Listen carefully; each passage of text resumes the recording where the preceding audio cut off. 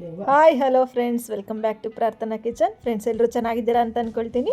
ನಾನು ಸಹ ಚೆನ್ನಾಗಿದ್ದೀನಿ. ಫ್ರೆಂಡ್ಸ್, ಇವತ್ತು ಮಾಡ್ತಾ ಇರೋ ರೆಸಿಪಿ ಬಂದು ಸ್ಪೆಷಲ್ ಆಗಿರೋ ವಾಂಗಿಬಾತು. ಹೇಗೆ ಮಾಡೋದು ಅಂತ ನೋಡೋಣ. ಮೊದಲಿಗೆ ನಾನಿಲ್ಲಿ ಬಿಳಿ ಬದನೆಕಾಯಿ ಇರಲಿಲ್ಲ, ಕರಿ ಬದನೆಕಾಯಿನೇ ಇತ್ತು. ಅದನ್ನು ಸಣ್ಣದಾಗಿ ಈ ಥರ ವಾಂಗಿಬಾತ್ಗೆ ಯಾವ ರೀತಿ ಬೇಕು ಆ ರೀತಿ ಉದ್ದುದ್ದವಾಗಿ ಹಚ್ಕೊಂಡು ಎತ್ತಿಟ್ಕೊಂಡಿದ್ದೀನಿ. ಇಲ್ಲಿ ಒಂದು ಅರ್ಧದಿಂದ 3/4 kg ಅಷ್ಟು ತೊಗೊಂಡಿದ್ದೀನಿ ಬದನೆಕಾಯಿನ. ಹಾಗೆ ಇಲ್ಲಿ ಒಂದು 2 ದಪ್ಪ ಮೆಣಸಿನ್ಕಾಯಿ ಸಣ್ಣದಾಗಿ ಈ ರೀತಿ ಹಚ್ಚಿಟ್ಕೊಂಡಿದ್ದೀನಿ. ಸ್ವಲ್ಪ ಹಸಿರು ಬಟಾಣಿ ತೊಗೊಂಡಿದ್ದೀನಿ. ಹಾಗೆ ಇಲ್ಲಿ ಒಂದು 3ರಿಂದ 4 ದಪ್ಪ ಟೊಮೊಟೊ ತೊಗೊಂಡು ಸಣ್ಣದಾಗಿ ಈ ರೀತಿ ಹಚ್ಚಿಟ್ಕೊಂಡಿದ್ದೀನಿ. ಹಾಗೆ ಒಗ್ಗರಣೆಗೆ ಸ್ವಲ್ಪ ಸಾಸಿವೆ, ಜೀರಿಗೆ, ಇಂಗು ತೊಗೊಂಡಿದ್ದೀನಿ. MTR ತೊಗೊಂಡಿದ್ದೀನಿ. ಸ್ವಲ್ಪ ಬೆಲ್ಲ, ಕರಿಬೇವು, ಸ್ವಲ್ಪ ಒಂದು 3-4 ಬ್ಯಾಡಗಿ ಮೆಣಸಿನ್ಕಾಯಿ ತೊಗೊಂಡಿದ್ದೀನಿ. ಸ್ವಲ್ಪ ಹುಣಸೆಹಣ್ಣು ರಸ ತೊಗೊಂಡಿದ್ದೀನಿ. ಇಲ್ಲಿ ಕೌಶಿಕ್ ಸಾಂಬಾರ್ ಪೌಡ್ರ್ ತೊಗೊಂಡಿದ್ದೀನಿ. ಇಲ್ಲಿ ಇದೇ ವಿಶೇಷ. ಹಾಗೆ ಇಲ್ಲಿ ಹರಳುಪ್ಪು ತೊಗೊಂಡಿದ್ದೀನಿ. ಈಗ ಸ್ಟವ್ ಮೇಲೆ ಒಂದು ಪ್ಯಾನನ್ನು ಇಟ್ಕೊಂಡು ಸ್ವಲ್ಪ ಎಣ್ಣೆ ಹಾಕ್ಕೊಳ್ತಾ ಇದ್ದೀನಿ.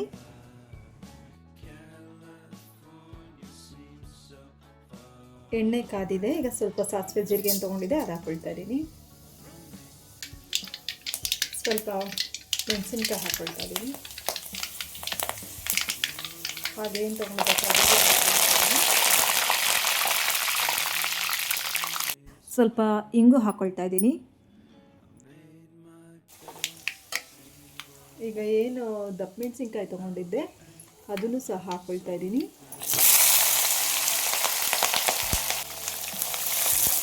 ಏನಂದರೆ ಇದು ದಪ್ಪ ಮೆಣಸಿನ್ಕಾಯಿ ಏನಕ್ಕೆ ಹಾಕ್ಕೊಳ್ಳೋದು ಅಂದರೆ ಫಸ್ಟೇ ಈ ದಪ್ಪ ಮೆಣಸಿನ್ಕಾಯಿ ಏನು ಫ್ಲೇವರ್ ಇರುತ್ತೆ ಅದನ್ನು ಚೆನ್ನಾಗಿ ಎಣ್ಣೆಯಲ್ಲಿ ಬಿಟ್ಕೊಳ್ಳುತ್ತೆ ಅಂತಲೇ ಫಸ್ಟು ನಾವು ದಪ್ಪ ಮೆಣಸಿನ್ಕಾಯಿ ಹಾಕ್ಕೊಳ್ಳೋದು, ಆಮೇಲೆ ಬದನೆಕಾಯಿ ಹಾಕೋದು.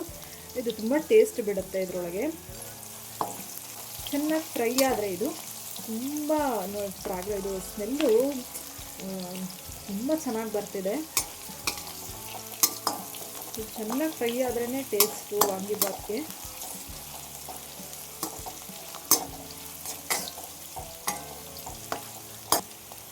ಈಗ ಏನು ತೊಗೊಂಡಿದ್ವಿ ಆ ಬದನೆಕಾಯಿನೂ ಅಷ್ಟೇ ಚೆನ್ನಾಗಿ ದಪ್ಪ ಮೆಣಸಿನ್ಕಾಯಿ ಫ್ರೈ ಆದಮೇಲೆ ಇದ್ರಲ್ಲಿ ಹಾಕ್ಕೋಬೇಕಾಗತ್ತೆ.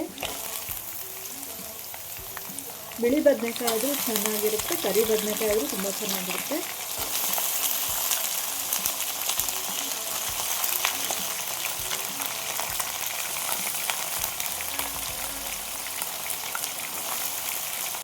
ಇದನ್ನು ಅಷ್ಟೇ ದಪ್ಪ ಮೆಣಸಿನ್ಕಾಯಿ ಜೊತೆ ಚೆನ್ನಾಗಿ ಫ್ರೈ ಮಾಡ್ಕೋಬೇಕಾಗತ್ತೆ.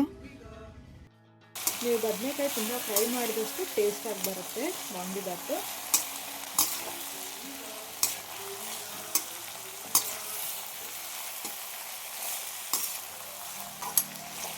ಇದಕ್ಕೊಂಚೂರು ಎಣ್ಣೆ ಮುಂದಾಗೆ ಇರಬೇಕು ಯಾವಾಗಲೂ ವಾಂಗಿಬಾತ್ಗೆ ಅಂತಂದರೆ, ಇಲ್ಲಾಂದರೆ ತುಂಬ ಒಣಗ್ದಂಗೆ ಆಗಿಬಿಡುತ್ತೆ ಅನ್ನ ಕಳಿಸ್ದಾಗ. 1-2 ನಿಮಿಷ ಇದೇ ರೀತಿ ಫ್ರೈ ಮಾಡ್ತಾನೆ ಇರಬೇಕಾಗತ್ತೆ. ಒಂಚೂರು ಮೀಡಿಯಮ್ ಫ್ಲೇಮಲ್ಲೇ ಇಟ್ಕೊಳ್ಳಿ, ಜಾಸ್ತಿ ಕುರಿ ಕೊಡೋಕ್ಕೆ ಹೋಗ್ಬೋದು.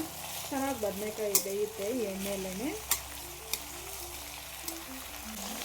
ಈಗ ಹಾಗೆ ಈ ಬಟಾಣಿ, ಹಸಿ ಬಟಾಣಿ ಅಂತ ತಗೊಂಡಿದ್ವಿ, ಅದನ್ನೂ ಹಾಕ್ಕೊಳ್ತಾ ಇದ್ದೀನಿ. ಎಣ್ಣೆ ಎಲ್ಲ ಚೆನ್ನಾಗಿ ಫ್ರೈ ಆದರೆ ಇದೂ ಅಷ್ಟೇ ಚೆನ್ನಾಗಿ ಬೇಯುತ್ತೆ.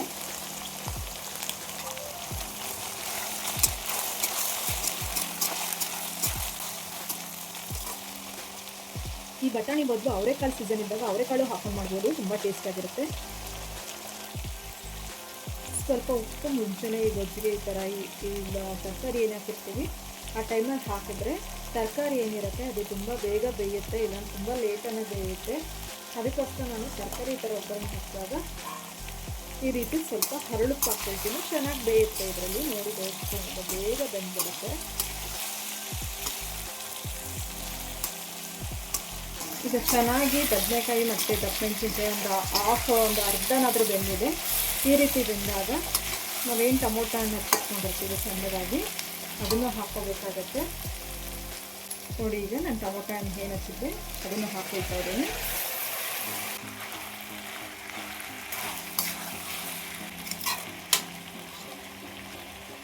ಈಗ ಟೊಮೊಟೊ ಮಿಕ್ಸ್ ಮಾಡೋದ್ರಿಂದ ಅದು ಚೆನ್ನಾಗಿ ಬೇಯಬೇಕು ಅಂದರೆ ಸ್ವಲ್ಪ ಉಪ್ಪು ಹಾಕ್ಕೊಳ್ತಾ ಇದ್ದೀನಿ, ಅದಕ್ಕೋಸ್ಕರ ಅಂತಲೇ. ಚೆನ್ನಾಗಿ ಬದನೆಕಾಯಿ ಮತ್ತು ದಪ್ಪ ಮೆಣಸಿನ್ಕಾಯಿ ಮತ್ತು ಟೊಮೊಟೊನು ಎಣ್ಣೆಯಲ್ಲೇ ಚೆನ್ನಾಗಿ ಬೆಂದಿದೆ. ಈಗ ನೀರು ಹಾಕ್ಕೊಳಕ್ಕೆ ಹೋಗಬಾರ್ದು, ಎಣ್ಣೆಯಲ್ಲೇ ಚೆನ್ನಾಗಿ ಫ್ರೈ ಮಾಡ್ಕೋಬೇಕು. ಒಂದು 5ರಿಂದ 10 ನಿಮಿಷ ಬೇಕಾಗುತ್ತೆ. ಈ ರೀತಿ ಚೆನ್ನಾಗಿ ಅಂದರೆ ಒಂಚೂರು ಉಪ್ಪು ಹಾಕೋದ್ರಿಂದ ತುಂಬಾ ಚೆನ್ನಾಗಿ ಬೆಂದಿರುತ್ತೆ. ಈಗ ಇದಕ್ಕೆ ನಾನೇನು ಕೌಶಿಕ್ ಅಂತ ಹೇಳಿದ್ನಲ್ಲ, ಇದೇ ಕೌಶಿಕ್ ಖಾರದ ಪುಡಿ, ಸಾಂಬಾರು ಪೌಡ್ರು, ಇದನ್ನೇ ಹಾಕ್ಕೊಳ್ತಾ ಇರೋದು ನೋಡಿ. ಇದಕ್ಕೆ ಒಂದು 3ರಿಂದ 4 ಸ್ಪೂನ್ ಹಾಕ್ಕೊಳ್ತಾ ಇದ್ದೀನಿ.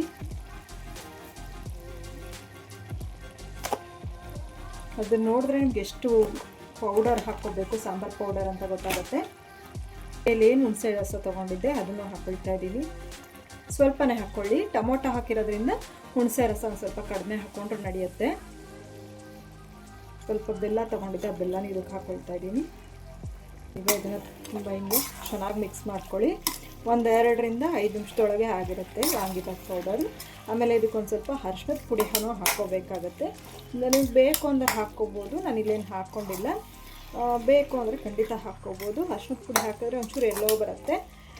ಈ ಸಾಂಬಾರು ಪೌಡ್ರು ಡೈರೆಕ್ಟಾಗಿ ಇದ್ರ ರೀತಿ ಹಾಕಿದ್ರೆ ಒಂಚೂರು ರೆಡ್ ಕಲರ್ ಬರುತ್ತೆ, ಅಷ್ಟೇನೇನು ವ್ಯತ್ಯಾಸ ಇಲ್ಲ. ಬೇಕು ಅಂದ್ರೆ ಅರಿಶಿಣನೂ ಹಾಕ್ಕೋಬೋದು. ಕೊನೆಯಲ್ಲಿ ಸ್ವಲ್ಪ ಉಪ್ಪು ಹಾಕ್ಕೊಳ್ತಾ ಇದ್ದೀನಿ. ಆಗಲೇ ಸ್ವಲ್ಪನೇ ಹಾಕ್ತಾಯಿದ್ದೀನಿ, ಯಾಕಂದರೆ ಆಗಲೇ ನಾನು ಬದನೆಕಾಯಿ ಮತ್ತು ಟೊಮೊಟೊ ಹಾಕಿದಾಗ್ಲೇ ಸ್ವಲ್ಪ ಉಪ್ಪು ಹಾಕ್ಕೊಂಡಿದ್ದೀನಿ, ಯಾಕಂದರೆ ಅದಕ್ಕೂ ರುಚಿ ಹಿಡ್ಕೊಳ್ಳಿ ಅಂತಂದ್ಬಿಟ್ಟು ಕೊನೆಯಲ್ಲಿ ಸ್ವಲ್ಪನೇ ಉಪ್ಪು ಹಾಕ್ಕೊಳ್ತಿರೋದು. ಬೇಕು ಉಪ್ಪು ಸಾಕಾಗಲ್ಲ ಅಂತಂದರೆ ಅನ್ನ ಕಲಿಸ್ಕೊಳ್ತೀವಲ್ಲ, ಆವಾಗ್ಲೂ ಬೇಕು ಅಂತಂದರೆ ಒಂದು ಸ್ವಲ್ಪ ಉಪ್ಪು ಹಾಕ್ಕೋಬೋದು. ನೋಡಿ ಎಷ್ಟು ಚೆನ್ನಾಗಿ ಬಂದಿದೆ ಗೊಜ್ಜು, ಘಮ ಹಾಕಿದೆ, ಸೂಪರಾಗಿ ಬಂದಿದೆ ವಾಂಗಿಬಾತ್ ಗೊಜ್ಜು. ಇಷ್ಟೇ ಫ್ರೆಂಡ್ಸ್, ಎಷ್ಟು ಈಸಿಯಾಗಿ ಮಾಡ್ಬೋದು ಗೊತ್ತಾ. ಸಾಂಬಾರು ಪೌಡ್ರ್ ಹಾಕ್ಕೊಂಡು ವಾಂಗಿಬಾತ್ ಮಾಡೋದು ಅಂದರೆ ಆಲ್ಮೋಸ್ಟ್ ಯಾರಿಗೂ ಗೊತ್ತಿರಲ್ಲ. ಇದು ನಾನೇ ಫಸ್ಟ್ ಟೈಮ್ ತೋರಿಸ್ಕೊಡ್ತಿರೋದು ಅಂತ ಅಂದ್ಕೊಳ್ತೀನಿ. ತುಂಬ ಟೇಸ್ಟ್ ಆಗಿರುತ್ತೆ. ಒಟ್ಟಿನಲ್ಲಿ ನೀರು ಹಾಕ್ಕೊಳಕ್ಕೆ ಹೋಗ್ಬಾರ್ದು, ಬೇಗ ಕೆಟ್ಟೋಗ್ಬಿಡುತ್ತೆ, ಇಟ್ಕೊಳಕ್ಕಾಗಲ್ಲ. ನೀರು ಹಾಕ್ಕೊಳ್ದೆ ಹೀಗೆ ಮಾಡಿದ್ರೆ ಫ್ರಿಜ್ಜಲ್ಲಿ ಇಟ್ಕೊಂಡು ಬಾಕ್ಸಲ್ಲಿ ಒಂದಷ್ಟು ದಿವಸ ಅನ್ನ ಮಾಡ್ಕೊಂಡು ಬೇಕು ಅಂದಾಗೆಲ್ಲ ಗೊಜ್ಜು ಕಲಿಸ್ಕೊಂಡು ತಿನ್ಬೋದು. ತುಂಬ ಟೇಸ್ಟಿಯಾಗಿರುತ್ತೆ. ಹಾಗೆ ಚಪಾತಿ ಗೊಜ್ಜಿಗೆ, ಇದು ಚಪಾತಿ, ದೋಸೆ, ರೊಟ್ಟಿ ಎಲ್ಲದಕ್ಕೂ ಈ ಗೊಜ್ಜನ್ನ ತಿನ್ಬೋದು. ಇಷ್ಟೇ ಫ್ರೆಂಡ್ಸ್, ಎಷ್ಟು ಬೇಗ ರೆಡಿಯಾಗೋಯ್ತು ನೋಡಿ ವಾಂಗಿಬಾತ್ ಗೊಜ್ಜು. ನಾನು ಆಲ್ರೆಡಿ ಫಸ್ಟೇ ಅನ್ನ ಮಾಡಿಟ್ಕೊಂಡಿದ್ದೆ. ಈ ರೀತಿ ಉದುರು ಮಾಡ್ಕೊಳ್ಳಿ ಫಸ್ಟೇ. ಈಗ ನಾನು ಏನು ಗೊಜ್ಜು ಮಾಡ್ಕೊಂಡಿದ್ದೆ ಆ ಗೊಜ್ಜನ್ನು ಅದಕ್ಕೆ ಎಷ್ಟು ಬೇಕೋ ಅದಕ್ಕೆ ಅಷ್ಟು ಮಾತ್ರ ಹಾಕ್ಕೊಳ್ತಾ ಇದ್ದೀನಿ. ನೀವು ಬೇಕು ಅಂದರೆ ಜಾಸ್ತಿ ಗೊಜ್ಜು ಬೇಕು ಅನ್ನೋರು ಗೊಜ್ಜು ಜಾಸ್ತಿ ಹಾಕ್ಕೊಂಡು ಕಲಿಸ್ಕೋಬೋದು. ನಾನಿಲ್ಲಿ ನೋಡಿ ನಾನು ಅದಕ್ಕೆ ಅನ್ನಕ್ಕೆ ಎಷ್ಟು ಬೇಕೋ ಅಷ್ಟು ಗೊಜ್ಜು ಹಾಕ್ಕೊಳ್ತಾ ಇದ್ದೀನಿ. ಸಾಕಾಗದೇ ಇದ್ದರೆ ಮತ್ತೆ ಹಾಕ್ಕೊಳ್ತೀನಿ. ತುಂಬ ಚೆನ್ನಾಗಿ ಬಂದಿದೆ, ಘಮ ಆಗ್ತಿದೆ ಫ್ರೆಂಡ್ಸ್, ಟೇಸ್ಟಿಯಾಗಿರುತ್ತೆ ಅಲ್ಲದೆ. ನೀವು ಒಂದ್ಸಲ ಇದನ್ನು ಮನೇಲಿ ಟ್ರೈ ಮಾಡಿ ನನಗೆ ಕಮೆಂಟ್ ಬಾಕ್ಸಲ್ಲಿ ಕಮೆಂಟ್ ಮಾಡಿ ಹೇಗೆ ಬಂದಿತ್ತು, ಯಾವ ರೀತಿ ಚೆನ್ನಾಗಿತ್ತಾ ಇಲ್ವಾ. ಯಾಕಂದರೆ ಸಾಂಬಾರು ಪುಡಿ ಮಾಡಿ ಯಾರೂ ಯಾವತ್ತೂ ಮಾಡಿರಲ್ಲ, ಹಾಗಾಗಿ ನಾನು ಇವತ್ತು ಹೇಳ್ಕೊಡ್ತಾ ಇದ್ದೀನಲ್ಲ. ಚೆನ್ನಾಗಿತ್ತು ಅದು ಅಂತ ಕಮೆಂಟ್ ಬಾಕ್ಸಲ್ಲಿ ಕಮೆಂಟ್ ಮಾಡಿರಿ.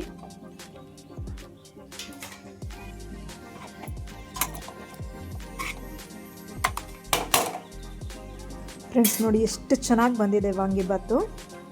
ನನಗಂತೂ ಬಾಯಲ್ಲಿ ನೀರು ಬರ್ತಾಯಿದೆ, ಅಷ್ಟು ಸಖತ್ತಾಗಿ ಬಂದಿದೆ ವಾಂಗಿಬಾತು.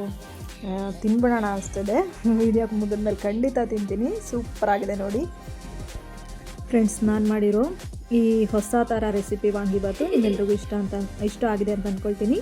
ಇಷ್ಟ ಆಗಿದ್ದರೆ ಲೈಕ್ ಮಾಡಿ, ಶೇರ್ ಮಾಡಿ, ಹಾಗೆ ಕಮೆಂಟ್ ಮಾಡೋದನ್ನು ಮರಿಬೇಡಿ. Thank you for watching.